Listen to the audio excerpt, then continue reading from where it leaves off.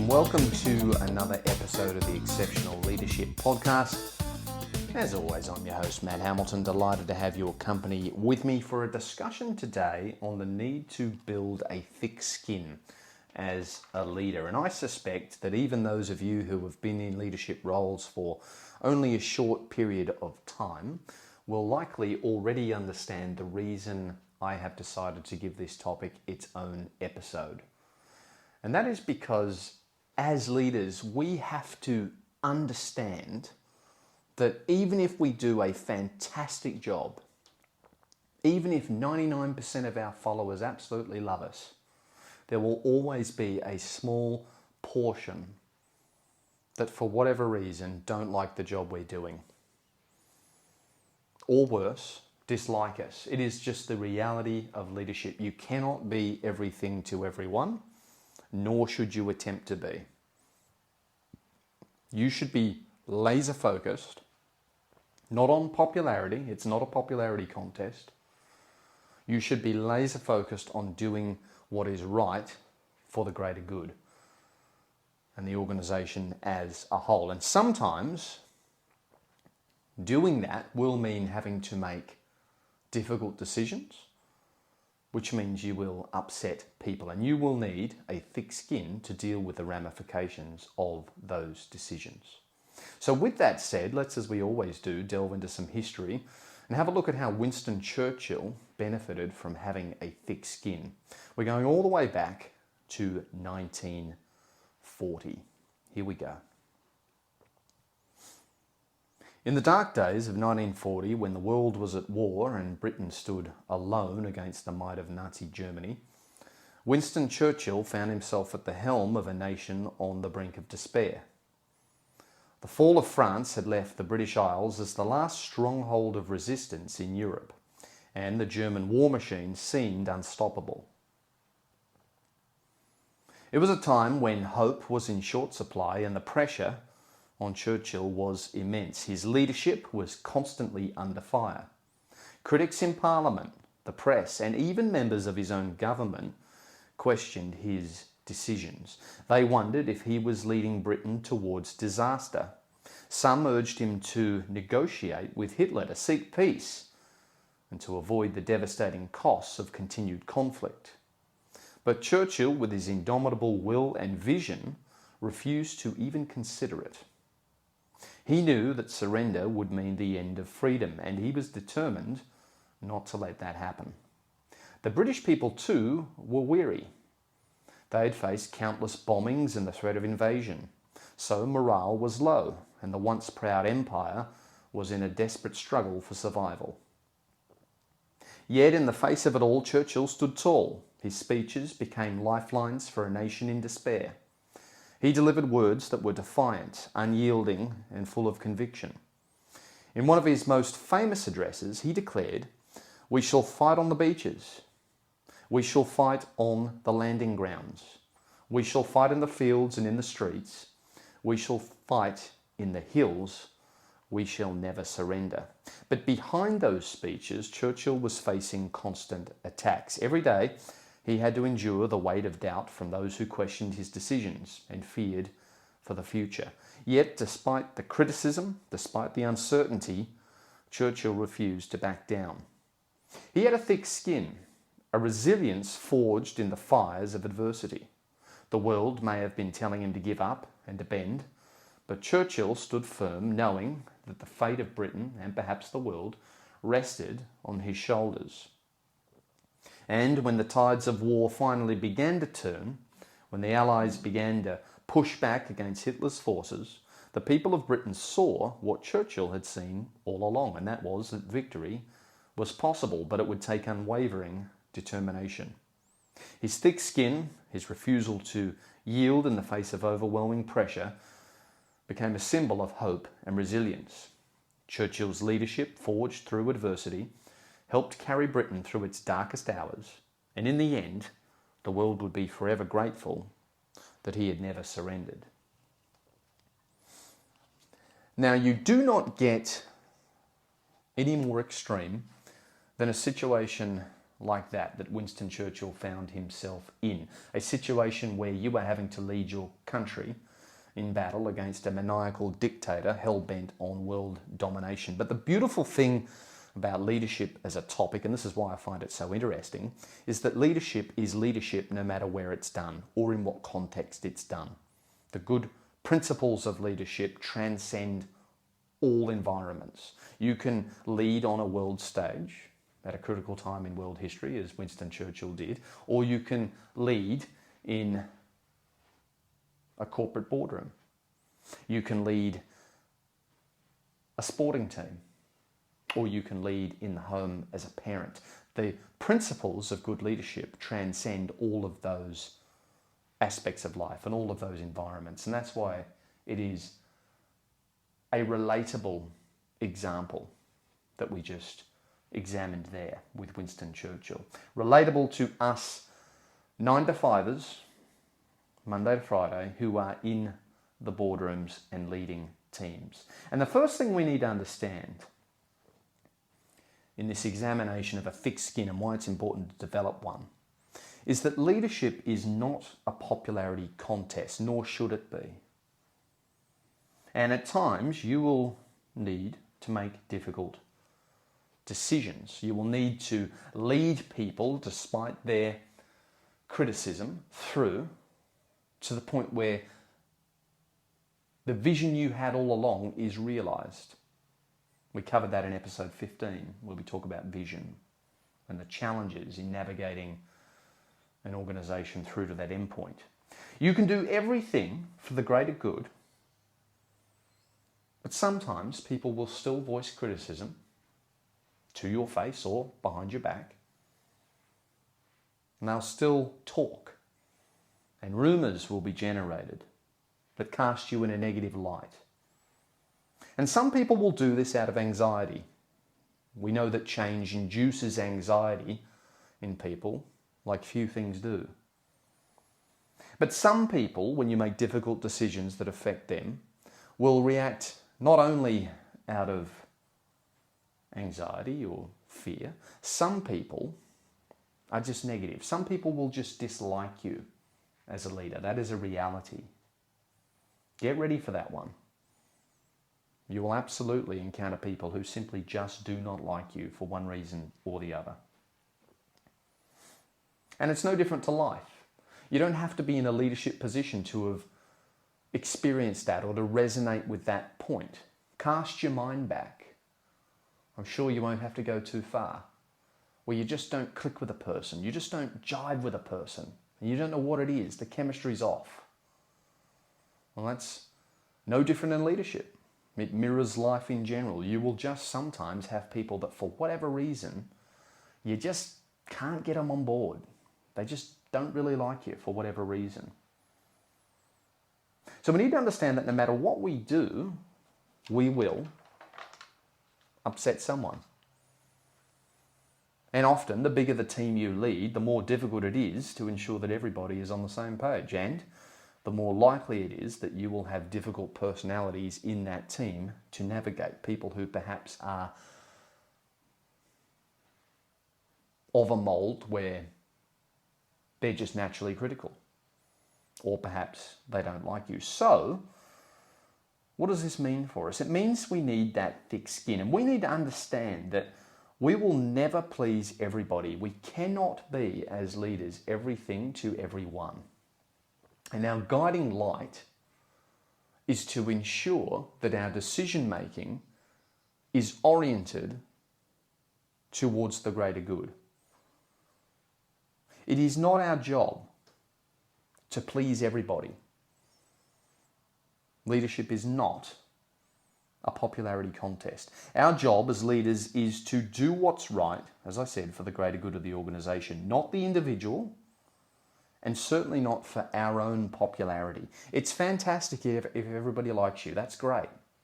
But it's not reality if you're doing the job for long enough. It's simply not a realistic expectation. And it's not an expectation founded for the right reasons. If your aim is to be popular, you've got it wrong from the start. Your aim should be to do what is good for the organisation as a collective. So what is the greater good? What does that look like? It might be the financial health of the organisation. So here's a practical example. Someone comes to you with a funding request because as leaders we often manage budgets. Some larger than others, but a common problem you'll run into is people will come to you seeking to dip into your budget. And you might have to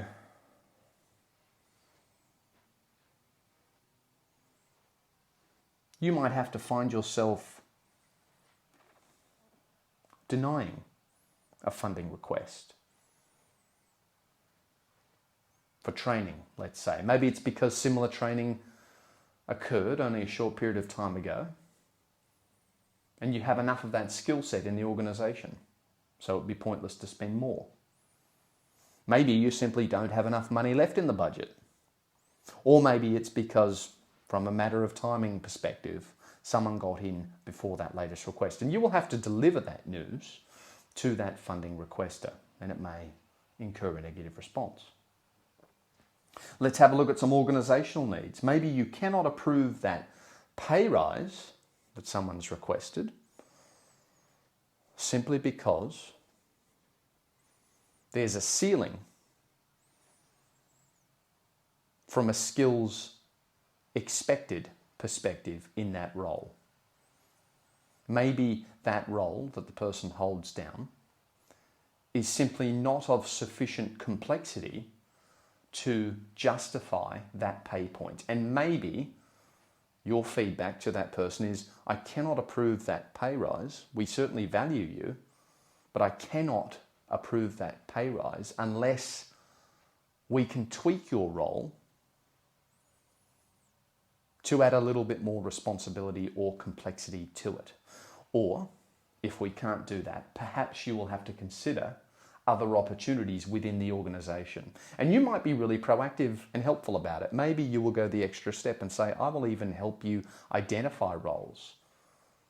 I will even facilitate, because you're a valuable resource in this company, some training that gets you up to the level you need to be a really compelling candidate for that role.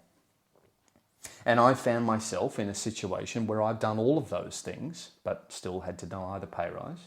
And I've had an individual react very negatively to that feedback.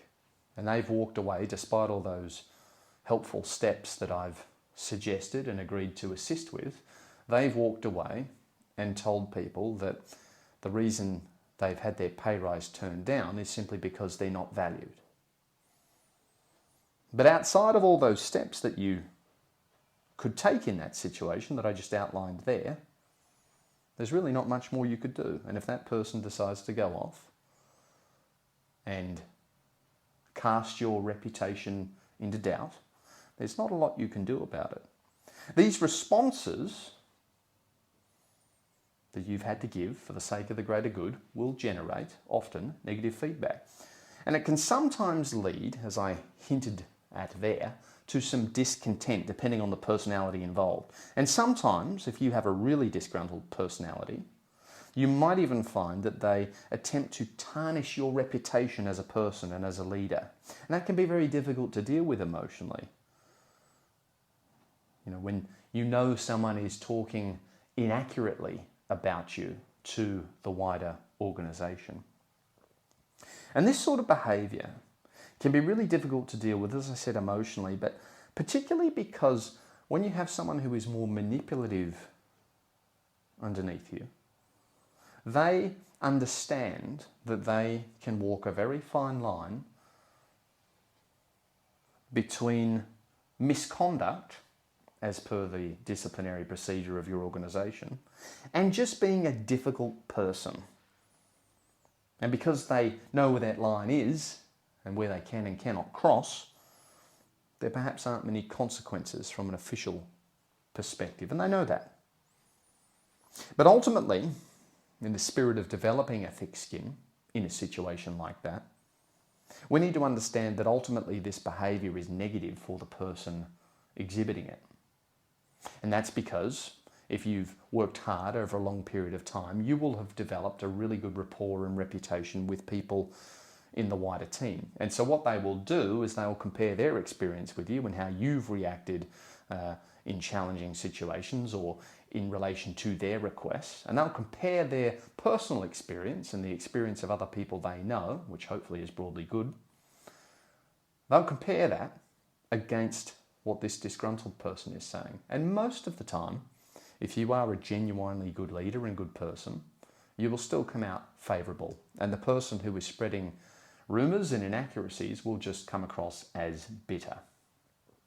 So it ultimately leads to their undoing, but it doesn't mean that it's still not a difficult thing to deal with from an emotional perspective when you know that someone is spreading rumours behind your back, but it's very common. So what are tools and frameworks that we can use as leaders while we're up on the pedestal, when we are faced with challenges of this kind? And the first thing that I'd say, that the starting point is to accept that it's part of the job. Accept that this negativity and these difficult emotional situations are just part of being on the pedestal and leading people. So once we've accepted that it's part of the job, that lays the foundation for these other considerations. So having accepted it's part of the job, we need to understand what our triggers are, and we need to make allowances well ahead of time. We need to know ourselves from an emotional perspective, understand what gets us hot under the collar, understand what upsets us, understand what promotes anxiety within us. And then we need to ensure, with that understanding, that before we make a call, it's objective and evidence-based, because you need to be prepared that if that call you made is interrogated, perhaps by your superior as a result of a complaint that's made against you for a decision that you've made, when they go digging, as they should, as is required of them, you need to make sure that your decision is watertight, evidence-based and objective. How will it stand up to objective analysis? You must think along those lines. But there's situations where we've had time to plan and make these calls. What if we're caught in an unplanned or sudden situation where emotions are flaring as a result of some feedback you've given, or perhaps you've got a disgruntled employee that's responded negatively to a decision you've made, and you're in a meeting and they decide, because they're disgruntled, that in front of everybody else they're going to start interrogating you and making your life difficult, trying to catch you off guard in front of other people. If you're caught in a situation like that, what you need to do is create space. The last thing you want to do is have it escalate in front of people, because it shows a lack of control. And as leaders, that is a cardinal sin. So we need to create space by slowing things down. And one of the things I like to do is, if we're getting a bit heated or we're getting off the topic that the meeting is set up to deal with, I like to make sure that the person understands that I'm hearing the feedback that they're given. I might say something like, look, I hear where you're coming from. But then I might say, what I'd like to do is discuss this with you in more detail offline so that we can give it the attention it deserves. And what that does is it shows the person you're speaking to and the people observing the interaction that you are reacting in a mature fashion. You're validating that a conversation needs to be had, but you're suggesting, out of respect for everybody else and the topic raised, that you go and have that conversation in a dedicated space where it can occur. And you've diffused it and created space for you to collect yourself, gather your thoughts, and then head in for round two in a different environment. That is a huge one to have in the tool bag. Create space. Slow it down. And where possible, those conversations should be had in private. And what we can do, and something that feeds into the building of a thick skin, is we can ensure that we've ticked all the boxes. We've dotted the I's and crossed the T's. And that might mean that when we go off and have that conversation in a separate environment, we follow up to that person with an email, noting everything that's been discussed and the outcomes so that it's on paper and you can get some sort of formal acknowledgement of how the issue was resolved. And the point of these techniques, these tools and these frameworks is to give you confidence. I think it is easier to have a thick skin when you have confidence in yourself and the reasons behind your decisions in your own mind are firm and beyond repute. If you don't have that confidence and you're questioning yourself and you're not sure, as is normal to some extent, it is likely that your emotions might be more difficult to control because you're constantly questioning yourself. So by implementing these tools and these frameworks, we can help build that confidence in ourselves because we know that we're following a framework, we're following a roadmap, and that if we do it the same way every time and we follow these principles, these best practice principles, it keeps us steady in those chaotic situations where perhaps the emotions of others are flaring up and maybe ours are flaring up as well due to that pressure, which is inevitable. So that's our roadmap.